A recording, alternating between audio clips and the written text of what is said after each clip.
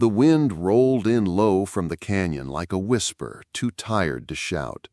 Somewhere behind the pale clouds, dawn crept across the Magellan rim, lighting up the world in soft blue and gray. Elias Creed stirred a spoon through black coffee in a battered tin mug. The fire cracked once, sharp, dry, and he glanced up like it might be something else. But it wasn't. Just wind, just morning, just another day in the silence he had built stone by stone. 12 years, that's how long he'd been out here, so deep into the rim country most maps didn't bother naming the creeks anymore. His cabin, half swallowed by pine and rock, was nearly invisible even if you stood 100 yards away. That's how he wanted it. That's how it had to be. Elias looked like a man carved from the very cliff behind his cabin, rough-hewn, unmoving, and shaped by time and violence. 44 years old, though his face looked older. His hair was grizzled, beard streaked with silver and ash. Hands scarred in ways that told stories no one else would ever hear. He wore a coat that had seen 3 wars, only one of them on a battlefield, and boots that whispered instead of thumped.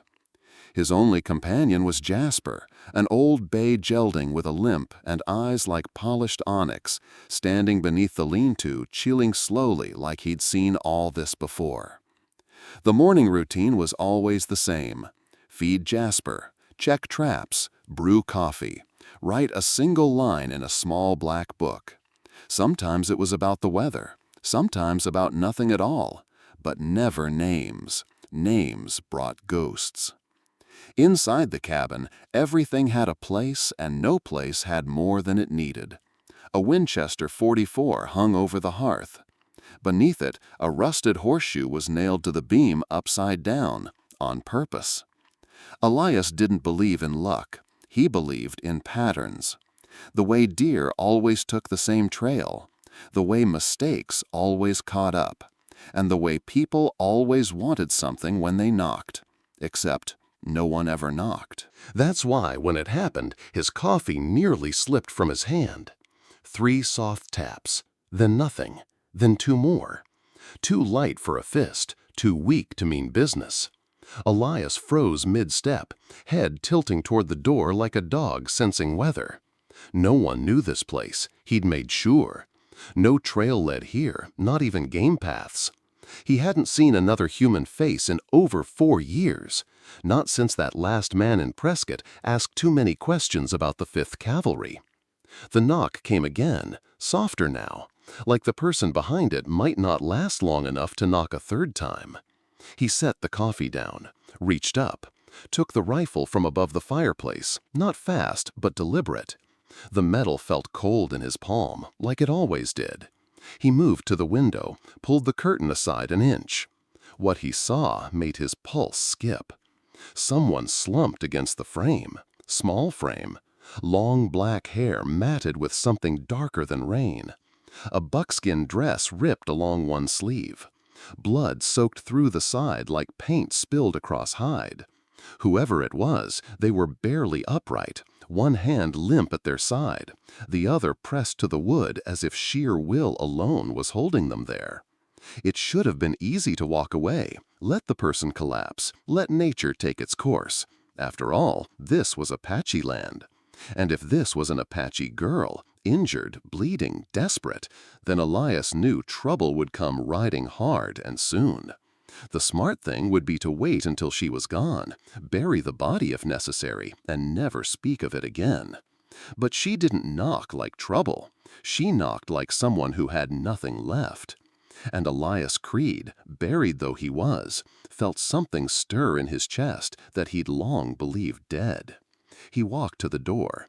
Fingers hesitated on the latch, and then, without another thought, he opened it. She collapsed into him before he could take a step back. Her weight was light, too light, and Elias caught her with a grunt, half stumbling under the sudden burden. Her head lolled against his shoulder, hair tangled and damp, and her breath came in short, shallow bursts. The blood soaking her side was warm, too warm. He hadn't felt another person's warmth in years. It jolted him more than the sight of her had. For a long moment he just stood there, holding her like something fragile and forgotten. Then instinct took over. He kicked the door shut with one boot and carried her across the room, laying her gently onto the wool blankets of his cot. She didn't move. Her hand, smeared with dried blood and dirt, twitched once, as if trying to cling to his coat, but fell limp before it could find purchase. Elias stepped back, hands shaking. It would have been easier if she'd died at the door. She was Apache, no question. Her features bore the sharp beauty of her people: high cheekbones, bronze skin now pale from blood loss, full lips cracked from dehydration. Her buckskin dress was torn, fringes stained with crimson and earth. But it was her eyes, closed now, that haunted him. Because for a split second before she collapsed, they had locked on his, fierce and knowing, like she'd seen something inside him no one else ever had. And that scared him more than any rifle ever could. He should have left her outside, should have locked the door, turned off the fire, and waited for the wolves, or worse. Harboring an Apache girl, especially one who might be fleeing the law, or worse, meant signing your own death warrant. But he didn't move, couldn't. Elias stared at her chest, watching it rise and fall. Each breath was shallow, rasping, like a bellows at the end of its life. She was hanging on by threads. He muttered a curse and moved into action. The water kettle still sat on the stove. He stoked the fire, dumped in snow from outside, and set it to boil. From an old crate beneath the table, he pulled out what passed for medical supplies: whiskey, a needle wrapped in oiled cloth, thread from a fishing spool, and clean rags cut from shirts he no longer wore. His hands knew the rhythm. He'd patched himself up enough times. He'd even stitched a gunshot through a horse once. But this was different. This was a girl. Someone's daughter, someone who shouldn't have been alone in these hills. As the water heated, he knelt beside her, reached for the torn fabric at her side, and froze. Her eyes had opened, dark, alert, burning. She didn't flinch, didn't gasp, just watched him with the quiet intensity of someone who'd seen too much pain to fear more of it. "You're not what I expected," she said, voice raspy but steady. The accent marked her as Apache, but her English was clear, musical, measured. Elias blanked. I could say the same. A flicker of something passed through her expression, amusement, maybe, or disbelief. Then she winced, trying to sit up, and he gently pushed her shoulder down. "Don't move, you'll tear it worse." "I didn't come here to die on a stranger's floor." "Then don't," he muttered.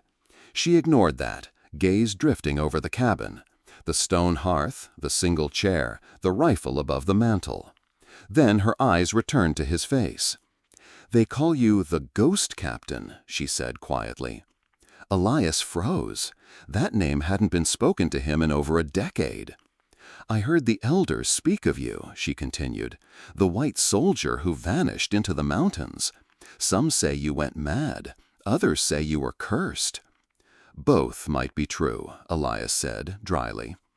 "I don't believe in curses," she replied, "only consequences." He should have laughed. Instead, he poured whiskey onto the cleanest cloth and pressed it to her side. She flinched, barely, but said nothing. Her face hardened like stone. "You've done this before," he noted. "I've survived things," she said simply. Silence fell between them, heavy and unresolved. Finally, she spoke again, softer this time. "My name is Sahale Firewind." Elias stopped. The name hit like a rifle stock to the chest. Firewind. She saw the recognition in his eyes. "You know who my father is." "I've heard the name." "Then you know they'll come for me. They always do." He nodded, not trusting himself to speak. "You could still turn me out," she said. "Save yourself." Elias looked at her for a long, still moment. Then he reached for the needle and thread. Too late for that. The storm didn't come from the sky. It came from the weight inside Elias Creed's chest. He hadn't heard her name spoken in years, not since the fire that gutted Fort Anderson, not since the maps started labeling Apache lands as hostile zones. But Sahale Firewind wasn't just some wounded girl. She was the daughter of Tenaya Firewind, the war chief who had defied the U.S. Army, outsmarted 3 generals, and vanished with 500 souls into the canyons like smoke through broken glass. And now his daughter was lying on Elias's bed, bleeding onto his blankets, threatening to drag all of hell to his door. He stitched in silence. The wound was deep, a knife, maybe a bayonet. It had missed her lung but sliced clean through the flesh near her ribs. He had to pour whiskey on it 3 times. She didn't scream, didn't flinch, just bit down on a folded scrap of buckskin and stared at the ceiling like she'd left her body somewhere else. When it was over, he wrapped her side with bandages torn from his own undershirt, tied tight and clean. She was half-conscious by then, breath ragged but stable. Elias stood over her for a while, hands bloodied, his heart like a clenched fist that wouldn't relax. Then came the question he didn't want to ask. What happened? She opened her eyes slowly. They came before dawn. Soldiers. Not regulars, contract men, no uniforms, just badges and rifles. He stiffened. Bounty hunters? She nodded. They hit the South Trail first, burned the huts. Shot the dogs so they couldn't bark. Children were the first to die. Her voice was flat, too calm, like she'd buried the screams beneath each word. I was gathering herbs by the river, she continued. When I heard the first shots, I ran. I doubled back to help, but there were too many. I saw one of them gut an old woman with a laugh. I threw a stone at him. Elias stared. A stone? I didn't have a weapon. That shut him up. He turned away, poured water from the kettle, then added a pinch of bitter root from his pouch. He handed her the tin cup without a word. She sipped it slowly, eyes not leaving his face. You were cavalry, she said, not a question. I was, he replied. But you're not now. No. Why? Elias didn't answer. Instead, he stepped outside. The cold hit like a slap, but he welcomed it. He needed the quiet air, the night sounds, wind in the trees, Jasper's lazy snort, the distant owl. Anything but the sound of truth echoing in his head. She was right. He had been cavalry. Captain Elias Creed, 5th U.S. Cavalry. The ghost of Bitter Mesa, they used to call him. Not because he was silent, but because he left no one behind, friend or foe. And when he saw what the army had done in the name of civilization, he turned his gun the other way. That had been 12 years ago. Now she was here, a reminder, a reckoning. He returned inside 10 minutes later. She was asleep, or close to it. Her breathing was more regular, and she'd curled slightly under the blankets, one hand resting near her wound. The fire cast shadows across her face, flickering in a way that made her look even younger. He leaned against the wall, arms folded, watching the embers pulse like a dying heartbeat. Then he heard it. Far off, faint, the sound of hooves. He moved to the window in an instant, every muscle waking like an old dog to the smell of danger. Through the trees, across the far ridge, he saw movement. Torches, 3 of them, moving slow, hunting. His gut clenched. They'd found her trail, and now they were coming straight for his cabin. Elias didn't move for a long second. He just stared through the narrow window, jaw locked, watching the 3 torches glide through the trees like slow-burning eyes. Riders, experienced ones. Their formation was careful, their pace deliberate. They weren't tracking blindly. They were following a scent, her scent. He turned back inside, every step a measured choice. Sahal stirred under the blanket, her lips parted with a whisper of breath. "They're coming," he said quietly, crouching beside the cot. Her eyes opened halfway, unfocused. "How many?" "3, for now." Her hand gripped his wrist, still strong despite her condition. "You have to let me go." "No." "They'll kill you if they find me here." Elias shook his head. "They'll kill me either way. You think men like that care about the truth?" "I don't want more blood on my name." He looked down at her. "This ain't about your name." He stood and moved quickly now, sweeping aside the bearskin rug near the hearth. Behind it, a square of stone sat slightly off color, older, worn smoother than the rest. Elias grabbed the iron poker and wedged it into a crack, prying the slab free with a grunt. Beneath was a narrow space carved into the earth, dark, musty, just wide enough for a person to curl into. Sahal's eyes followed him. "You had that ready. I lived through too many years not to." She tried to rise, but the motion tore at her wound. Elias caught her before she could collapse again. Her skin was clammy, breath sharp with pain. "I can't stay hidden long," she rasped. "You won't need to," he said, already hauling her gently toward the space. "They won't find you." As he helped her into the narrow hollow, Sahal gritted her teeth, her pride clashing with the necessity, but her fingers still curled around his forearm as he lowered her down. The space was tight. She had to lie sideways, knees bent, arms folded in. Elias laid a folded blanket beneath her, pressed another over her torso, then covered the entrance with a stone slab, leaving only a thin crack of air at the edge. He piled the bearskin back over it, then wiped the sweat from his brow. Then he saw it. Blood.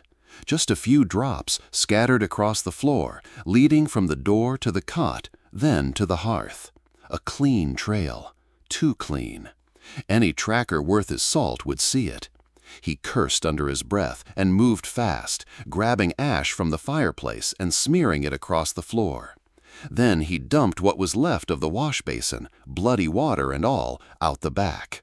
He kicked more soot over the rug, tried to make it look accidental, chaotic, like nothing had happened at all.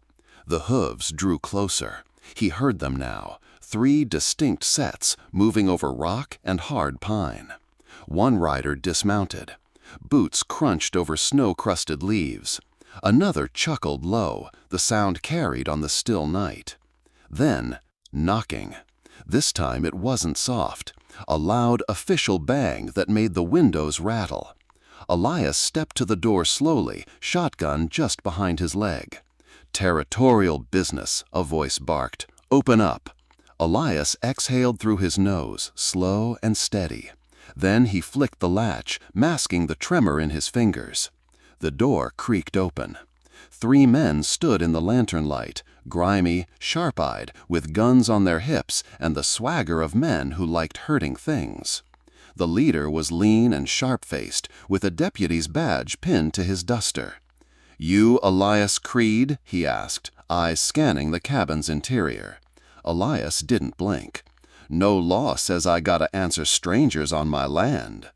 "We're tracking an Apache fugitive, dangerous, bleeding. Trail leads straight here." The man nodded to the porch behind Elias, where a single unmistakable drop of blood had escaped his cleanup. His heart sank. So much for clean. "Mind if we step in?" Elias stepped back, jaw tight. "Make it quick." They entered, and the blood trail led straight to the fire.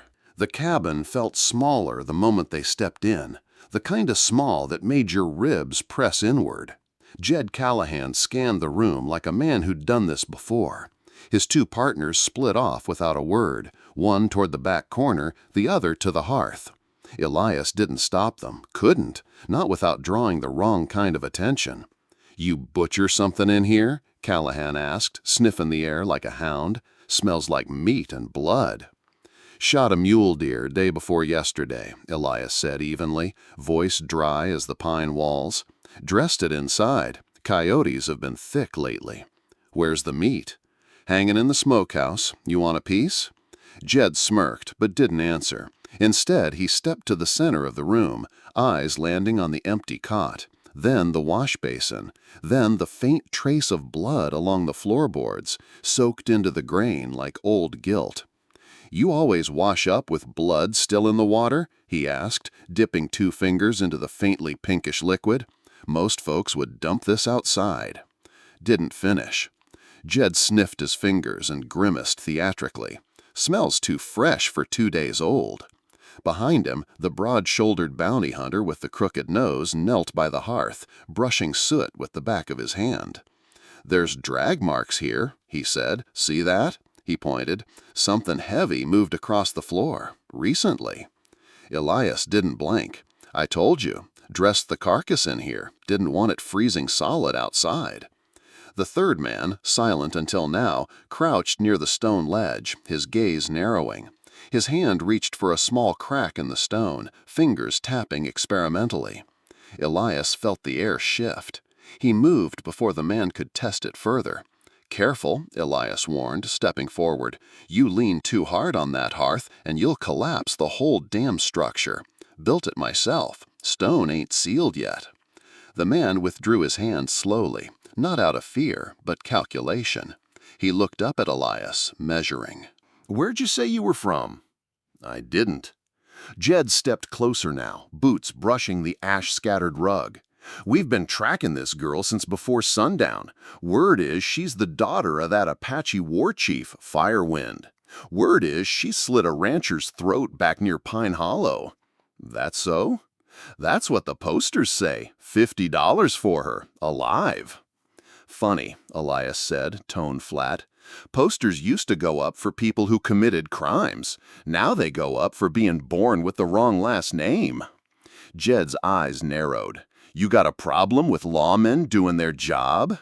Elias took a breath, slow, grounded.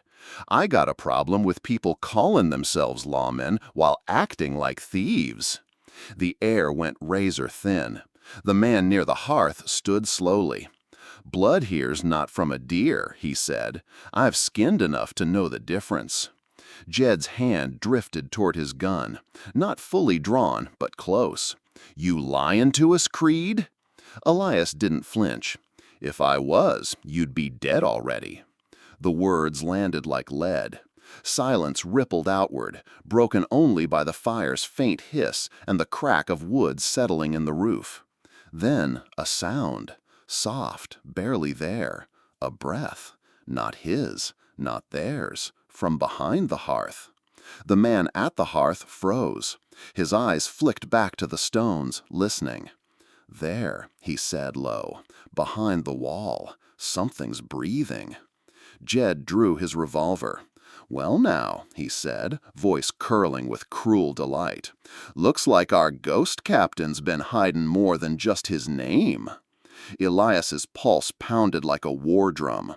He was outnumbered, outgunned, but not outmatched. Not yet. "Open it," Jed ordered. The 2 men moved toward the hearth, hands ready, boots crunching across wood and ash. Elias stood perfectly still, then slowly stepped away from the wall, every motion coiled like a spring. "You boys made one mistake," he said softly. Jed raised a brow. "And what's that?" "You assumed I was hiding up here because I was afraid of fighting." Jed Callahan stared at Elias, squinting like a man trying to see through fog. "You threatening me, Creed?" "No," Elias said quietly. "I'm reminding you." "Reminding me of what?" Elias took a step forward, just one, but it was enough to make all 3 men shift their weight, hands inching closer to iron. "I came up here to bury something," he said. "A part of me I didn't trust anymore." Jed tilted his head, almost amused. "And what part was that?" "The one that knew how to end men like you." Silence dropped again, heavier this time. Even the fire seemed to pause. The man near the hearth hesitated, glancing toward the stones, then back at Elias. Something had shifted. The man who'd opened the door a few minutes ago, gruff, reclusive, tired, was gone. In his place stood someone else, someone still, dead still, like the eye of a storm before it breaks loose. "Name's Callahan," Jed said after a long beat, trying to reassert control. "You probably heard of me." "I have," Elias replied. "You were in with Colonel Langtry's outfit before they got dissolved for selling army rifles to rustlers." Jed's eyes narrowed. "That's a damn lie." "I know. You sold them to bounty hunters, not rustlers, like the two behind you." The tall man near the back stiffened. The third man, younger, darker bearded, took a nervous breath. Jed's smirk faded. "You got a smart mouth for a hermit." Elias's voice dropped, low and cutting. "I'm not a hermit." Callahan opened his mouth, but Elias cut him off. 12 years ago, I was Captain Elias Creed of the 5th Cavalry. Decorated for action at Salt Creek, wounded twice at Bitter Mesa, and the last man out of Raven Hill when the command failed and good men were left to bleed in the dust. He let the words hang like coals tossed into snow. "I walked away after that," Elias continued, "not because I was weak, but because I was the only one left with a conscience." "You're bluffing," Jed said, but his voice had lost its edge. "You sure?" Elias took another step. "Check the Army records if you make it back. Ghost Captain, they called me. Not because I disappeared, but because I always came back for the dead." The youngest bounty hunter whispered under his breath, "I thought you were just a story." Elias didn't look away from Jed. "Yeah, a story. But even stories can bleed. You're here for blood, aren't you? Apache blood? $50 a pint, right?" Jed's jaw tensed. "She's a fugitive. She's a girl. She's the daughter of a war chief. So was Joan of Arc." That silenced them. The man at the hearth shifted again, more cautious now, his eyes flicking to the blood-smeared stones, then to Elias's hands, empty but coiled. Jed tried one last push. "You really want to die for some savage girl?" "No," Elias said, "but I'm willing to."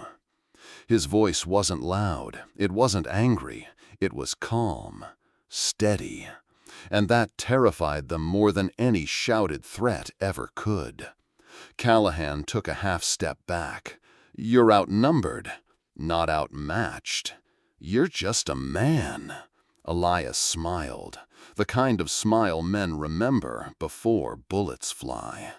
"Maybe." He let the word hang there, then turned his body just slightly, exposing the old scar on his left shoulder. "You see that? That's from Pine Barrens. Took a musket ball while carrying a wounded corporal 2 miles under fire." Then he pointed to his knee. "Shrapnel from Buckhorn Ridge. 38 of us went up that hill. 4 came back." He raised his eyes to Jed, "and none of them were you." The men didn't move, didn't speak.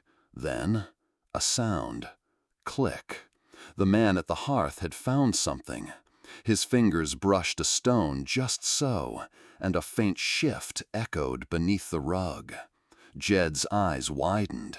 There's something back there. Elias's hands curled into fists. The moment had come. One word, one breath, and everything would burn. The stone shifted. It was barely a tremor, but it made the whole room tilt sideways. Jed Callahan saw it first, his smirk blooming like rot on a corpse. "Well now," he breathed, "what have we got?" The man at the hearth grinned, already prying at the hidden seam between the stones. "There's a space back here, hollow. I can feel airflow." Elias didn't move. His breath slowed, anchored deep in his belly. His fingers twitched once, just enough to ghost over the edge of the table where his old hunting knife lay, hidden in plain sight under a cloth napkin. Jed turned to him. "You want to explain why a man with no company and no past builds a hiding hole in his floor?" Elias said nothing. The third bounty hunter, youngest but quickest, stepped toward the hearth with growing excitement. His hands hovered like a man reaching for buried gold. And then it came, a breath, soft, strained, faint as wind, but real. Jed's head snapped toward the hearth. "She's in there." Elias's throat tightened. It was over. The game, the lies, the careful steps, it all came down to this. "She's in there," the young one shouted, drawing his pistol and moving fast toward the fireplace. Callahan raised his revolver toward Elias. "Back away, now." Elias didn't flinch. I said, "You don't want to do this," Elias said softly, cutting through him like steel through cotton. "Don't talk. Move." Elias stepped sideways, not back, not surrendering, just repositioning, like a soldier on the battlefield, reclaiming the ground underfoot. The knife was in his hand now, invisible behind the apron towel. The third man reached for the mechanism again. Jed took a step forward, gun raised high. And Elias knew. There was no way out but through. 12 years he had buried the part of himself that didn't hesitate, didn't doubt. The man who could move like lightning through rifle fire. The man who once cleared a trench of 6 men before they could draw breath. He didn't bury that man out of shame. He buried him out of fear. Because violence had a cost, and Elias Creed had paid it in blood, bone, and memory. But now it wasn't about guilt. It wasn't about ghosts. It was about her. About the girl who had nothing left but breath and defiance. Who'd looked at him through half-lidded eyes and called him not what she expected. About redemption. "Don't," Elias said one last time. Jed cocked his pistol, and the air cracked.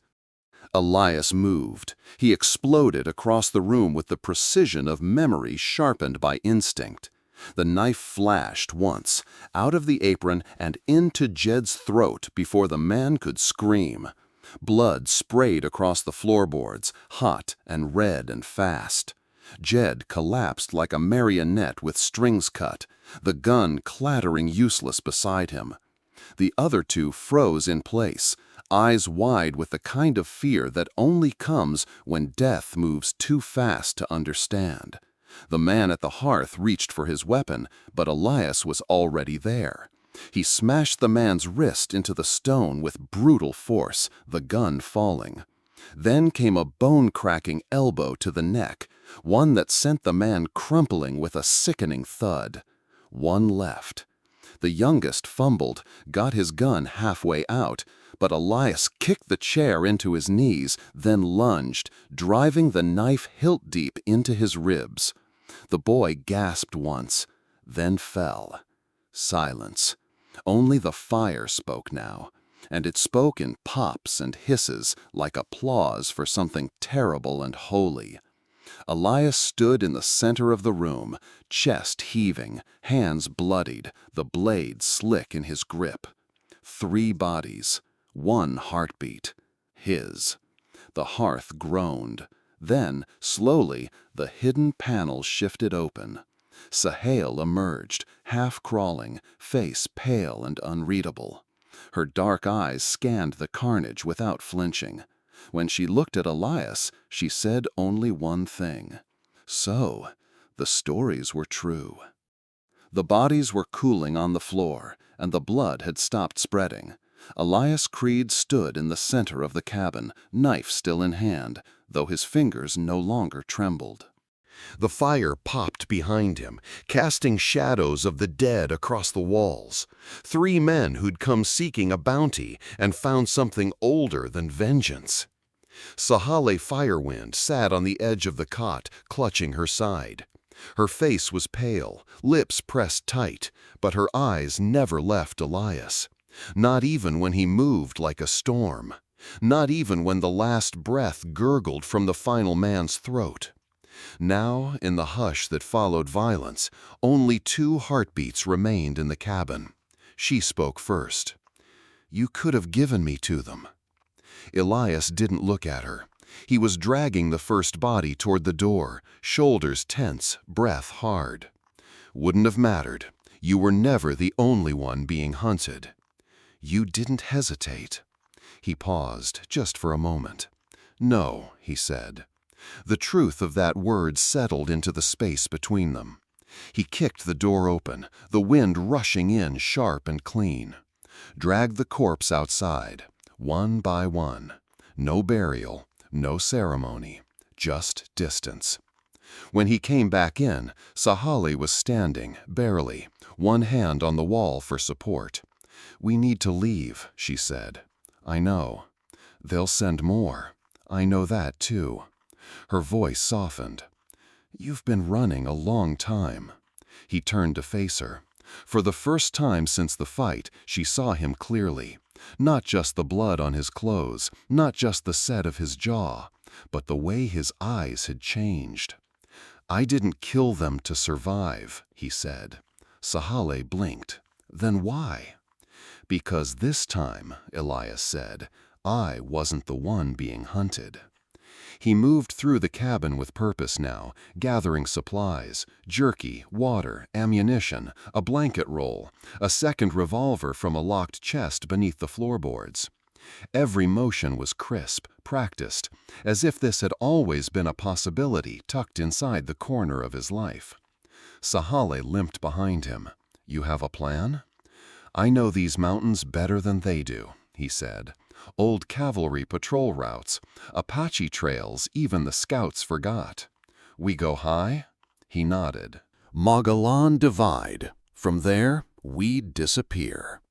As he packed, he stopped beside the hearth, the cracked stone now slightly ajar. He looked down at it for a long moment. That hiding place had been his sanctuary, his fallback, the symbol of everything he built to stay forgotten. Now it was just a hole in the floor. He grabbed a handful of firewood and began feeding the flames, higher, hotter. Then he added more: chairs, the old wool blanket, anything dry and flammable. Sahale watched with a frown. "You're burning it?" "It was never a home," he said. "It was a grave." Sahale didn't argue. By the time they stepped outside, the cabin was beginning to glow from within, like a lantern lit from rage. Smoke poured through the seams in the walls. Sparks drifted upward, dancing toward a sky quickly filling with dusk. Jasper, the old horse, stood saddled and waiting, steam rising off his flank. Sahale mounted with Elias's help. Her face twisted in pain, but she said nothing. As Elias swung into the saddle behind her, the first howl rose in the distance. Not a wolf, not coyote, signal. Far off, but coming. "Too fast," he muttered. "What?" "They didn't wait to hear back. There were more riders in the valley. We just killed the front scouts." Sahale's fingers dug into the saddle horn. "Then what do we do now?" Elias's voice was steel. "Now we ride like hell, and if they catch us—" He looked back once, at the cabin now fully engulfed in fire. "Then they'll meet the part of me they didn't believe still existed." And with that, Elias Creed, ghost captain, turned his horse toward the eastern ridgeline. The flight was over. The war had begun. The pine forest swallowed them quickly. Elias pushed Jasper hard, guiding the old gelding through narrow deer trails known only to ghosts and soldiers who'd once patrolled these hills. The fire behind them cast a dull orange behind the ridgeline, glowing like a beacon of defiance. The wind bit at their faces. Snow still lingered in shaded pockets beneath the trees. Elias's hands were steady on the reins, eyes scanning ahead, always ahead. He knew what was behind them. He could feel the weight of it pressing forward, pressing faster. The next wave was coming, and this time they wouldn't knock. "How many do you think?" Sahale asked through the wind, her voice strained from pain. "More than 3. Could be 6, maybe 10. She looked over her shoulder. "You can't take 10. "Not in a cabin," he said, "but this isn't a cabin anymore." They rode in silence for a stretch until the terrain began to rise. Jagged outcroppings jutted between dense thickets of juniper and ponderosa. The path narrowed, exactly as Elias remembered. He dismounted and helped Sahale down gently. Jasper snorted, impatient but obedient. "From here, we move on foot." She grimaced. "I'm not fast." "You don't need to be." He led her off the trail, pushing through a thicket that seemed impenetrable until it wasn't. Beyond the branches lay a small hollow carved by centuries of runoff, half covered by rock and root. The perfect bottleneck. The perfect place for ghosts to reappear. Elias crouched low, scanning the ground, brushing his fingers through the snow-dusted soil. "We make a stand here?" He shook his head. "We buy time. That's all." From his saddlebag he pulled a coil of wire, an old tin coffee pot, and a pouch filled with nails and powder. Sahale raised a brow. "You've done this before." "Enough to know it works." He strung a simple trap across the narrow pass. Tripwire tied low between 2 stones, the pot balanced above with enough noise to wake the mountain. Then came the blind turn, just beyond a bend where the brush was thickest. That's where he set the real deterrent. 3 sticks of dynamite he'd kept for emergencies, wired into a detonator made from a stripped-down rifle trigger. When he finished, he turned to her. "You'll stay up high," he said, pointing to a ledge. "Use the pine branches to break your outline. If I fall, you run." She didn't respond. "Sahal!" "I'm not running again." Their eyes locked. Something passed between them. Not a promise, not yet, but maybe the beginning of one. The wind shifted. Then it came. Hooves. Dull at first, then louder, fast. Not reckless, coordinated. These were not bounty hunters drunk on blood money. These were men paid to finish jobs, mercenaries. Or worse. Elias positioned himself behind a cluster of rocks just above the trail. He steadied his breathing, closed his eyes, and listened. 3 riders, no, 4, coming fast. He waited. And then, clang, the pot dropped. The lead horse reared, a man shouted, confusion exploded. Elias squeezed the trigger. Boom! The mountain answered. The dynamite ripped through brush and snow, lifting one man clean off his horse and into a tree. Screams followed, panicked, disoriented. Elias was already moving. He dropped the second rider with a clean shot to the chest. The third fumbled his rifle, firing blindly, until a rock from above cracked against his skull. Sahal. The last man turned his horse, trying to flee, but Elias stepped into the trail and fired once more. The rider tumbled, his mount galloping into the dark. Silence again, broken only by the smell of powder, pine, and death. Sahal climbed down slowly, blood on her hand from where the stone had cut her, but her eyes were steady. "You didn't bury that part of you," she said. Elias looked down at the trail, at the broken bodies, the smoke curling skyward like a flag turned to ash. "No," he said, "I just folded it." "And now?" He met her gaze. "Now I unfold it, one shot at a time." The smoke hadn't yet cleared from the ambush site when Elias heard the voice. Calm, clear, familiar. "Still blowing things up, Captain Creed?" He froze mid-step, rifle halfway reloaded. Sahal tensed beside him, her hand going to the knife tucked beneath her belt. Elias turned slowly, heart dropping with a heaviness that had nothing to do with fear. A man sat atop a black gelding at the edge of the trees. Alone. unhurried. He wore a worn blue officer's coat, buttons dull, boots polished. His beard was trimmed military short, and his eyes were steel gray, too steady for a man arriving late to a slaughter. "Colonel Harwood," Elias said. "Not colonel anymore," the man replied. "War ended. You missed it." "No," Elias said. "I just never believed it did." Harwood dismounted with practiced ease. He walked toward them with his hands empty, though 2 revolvers hung easy at his hips. "I heard the stories," he said, "about Bitter Mesa, about how you went ghost. I told them you weren't dead, just waiting." Elias said nothing. Harwood glanced down at the bodies on the trail, then at the shattered remains of a saddlebag still smoking near the blast crater. "You always did know how to make a mess." "You taught me," Elias said flatly. "I taught you to follow orders. You taught me to question the wrong ones." A long beat passed between them, heavy with things neither had said 12 years ago. Sahel stepped forward. "Who is he?" Harwood turned, surprised. "You must be Firewind's daughter." Her jaw tightened. "And you must be the kind of man who sends others to die before showing up for the victory photo." Harwood gave her a half smile. "Smart girl, braver than most."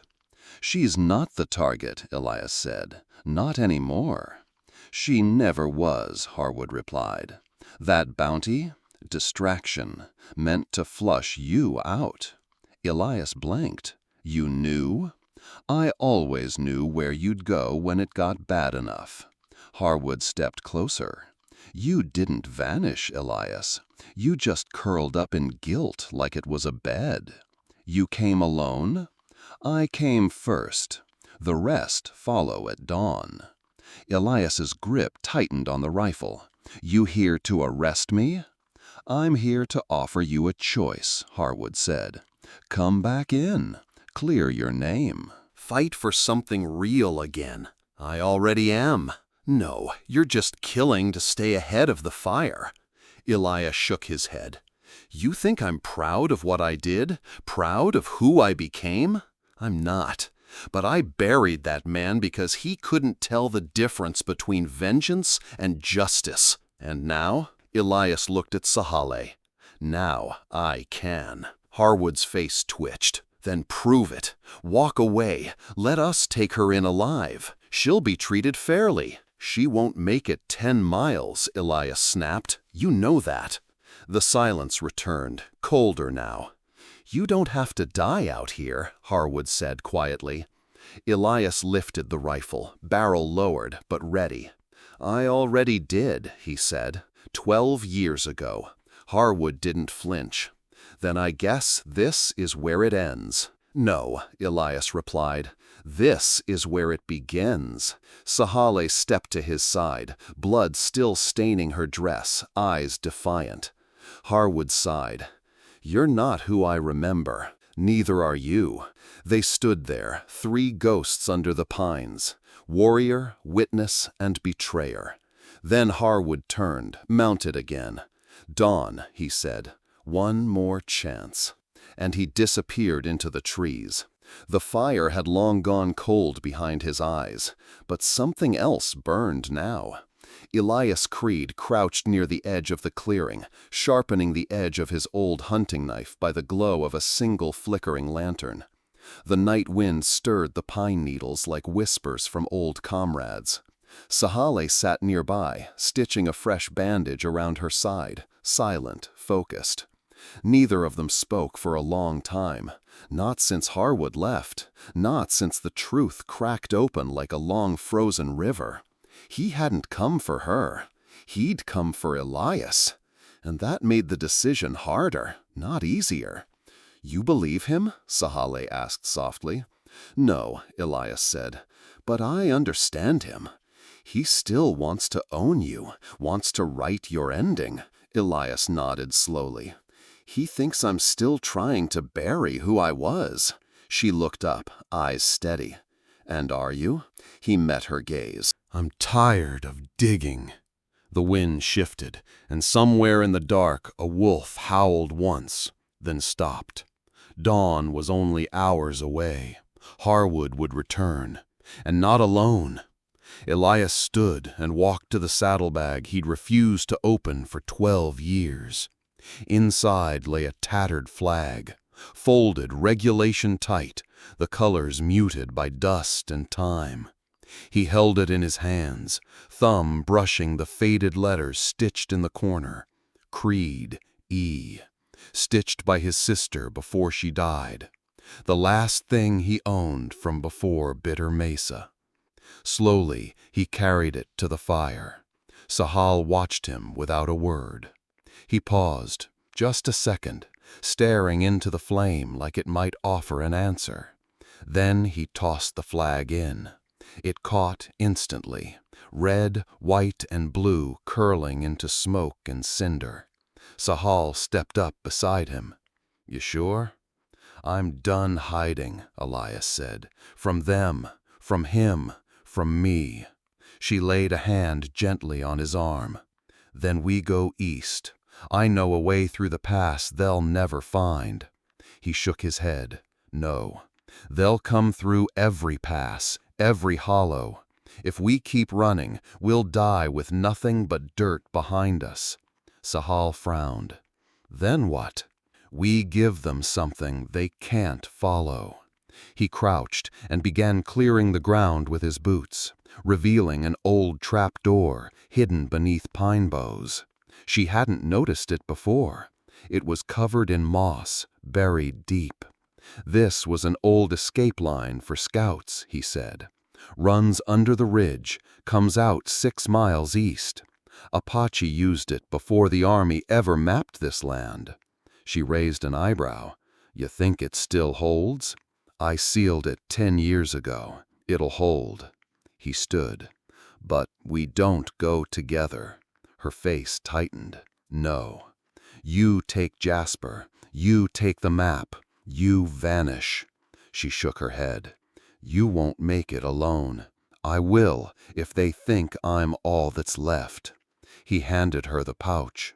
Inside were matches, water flasks, jerky, and the map. The line through the canyon was drawn in faint charcoal. She looked at it, then back at him. "I won't be the last one who remembers you." Elias smiled faintly. "I'm not trying to be remembered. I'm trying to matter." Then he handed her something small, a feather tied to a scrap of leather, one of her father's medicine charms. He'd taken it from her torn dress the night she collapsed on his porch. "For the next time you knock on a door," he said, "maybe someone opens it a little faster." She kissed his cheek, soft, wordless, then vanished into the trees. Elias turned toward the ridge and waited for the sun to rise, one last time as the ghost captain. The sun climbed slowly over the Mogollon Rim, turning the cliffs gold and the pines silver. But down in the valley, all that glittered was the barrel of a single rifle. Elias Creed stood at the edge of the ridge, wind tugging at his coat. The flag he burned had left only ash and memory. Behind him, smoke from the ruined cabin still twisted faintly into the morning sky. Before him, the riders came. Harwood led them, 7 men now, not counting himself. All mounted, all armed, all expecting to find a fugitive curled in a cave. Instead, they found a soldier standing tall, unarmed, hands empty, feet planted. "You alone?" Harwood called. Elias nodded. "Where is she?" "Gone." Harwood didn't move. "Gone where?" "Somewhere I hope you never reach." A pause. "You stalled us," Harwood said, "burned your shelter, drew our eyes." "I buried a ghost in that fire," Elias said. One of the men behind Harwood raised a rifle, but Harwood lifted a hand. "He's not here to fight." "No," Elias agreed, "but I'm also not here to beg." He reached into his coat and pulled out a single sheet of paper, yellowed, brittle, official. He tossed it into the wind. It drifted lazily, like a leaf, before landing at Harwood's feet. The colonel dismounted and picked it up, read the first line. Order of Inquiry, Captain Elias Creed, 5th Cavalry. Harwood's face tightened. You kept it? Proof, Elias said, that everything they buried happened, that we weren't mad, that the bodies were real. Harwood stared at the paper. It won't matter. It does to me. Silence hung for a long moment. Then Harwood spoke, softer than before. You could still come back. Elias gave him a half smile. And do what? Teach young men how to aim at the wrong enemy? He stepped backward, toward the slope behind him. Tell your men to turn around, Harwood. The story ends here. The girl is gone, the captain's dead. All that's left is the dust. Harwood didn't stop him. He just watched as Elias Creed disappeared down the ridge, swallowed by the trees and wind. For the first time, no one followed. Weeks passed. The spring rains returned to the high country, and with them came the greening of the ridgelines. Wildflowers pushed up through scorched soil. Life, stubborn and soft, insisted on returning. So did Sahale Firewind.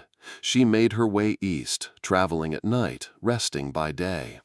Elias's map guided her true, through paths once carved by warriors and lost scouts, over crests only the Apache remembered. She never saw him again, but she saw his work everywhere. A fire ring with fresh ash, a dried trout left near a creek stone, a single boot print just far enough ahead to mean safety. He was watching, guarding, from behind or above. She didn't call out, she just kept moving forward. Eventually, she reached the edge of a small settlement nestled beneath cottonwood trees, a place called Cedar Hollow. Half trading post, half sanctuary. The kind of town where names weren't questions and scars didn't draw stares. An older woman there, half Comanche, half Mexican, took her in, gave her a room, a name to use, and work tending the herb garden behind the apothecary. Sahale accepted it all in silence. Until one night, when a sick child arrived at the door, burning with fever. The doctor was away, the mother cried, and Sahale stepped forward. She took the child's hand, whispered an old prayer, then crushed roots and pine bark together into a warm poultice, just as her grandmother had taught her. By morning, the child breathed easy again. The mother wept in relief. From that day forward, they no longer called her the girl who arrived alone. They called her Firewind's daughter, a healer, a protector, a seed planted in good earth. And still, once a month, just before the new moon, she found a parcel wrapped in oilskin tucked beneath a cedar root behind the garden wall. Inside, dried meat, coffee beans, a strip of cloth from an old cavalry coat. She never spoke of it. She just smiled, tucked the package away, and walked back into the dusk, because she knew. Elias Creed wasn't gone. He'd simply chosen a different kind of presence. Not as soldier, not as fugitive, but as guardian of a new kind of family, one that didn't carry his name, but carried his purpose. They never built a statue of Elias Creed. No newspaper printed his name. But in the quiet corners of Arizona, where pine needles fall thick and the wind still carries old songs, people whispered of a man who burned his past to save someone else's future. He was proof that redemption isn't a destination, it's a choice made in motion. That you don't need to be perfect to protect what matters. You just need to stop running from who you are long enough to stand. Sahale lived on. She taught medicine to those who came with pain in their hands and hunger in their hearts. She carried both her father's legacy and Elias's quiet strength. Never loud, never proud, but always present. And perhaps that's the truth the Wild West teaches best, that the greatest heroes are the ones history forgets, but people remember. So if this story moved something in you, if it reminded you that courage doesn't need a uniform, that family isn't always blood, and that even in silence a man can roar, then stay with us. Because out here, every canyon holds a secret, and every firelight casts the shadow of someone who stood their ground. Subscribe now for more true Wild West stories, real tales of sacrifice, redemption, and the kind of courage that doesn't ask to be seen, but deserves to be heard.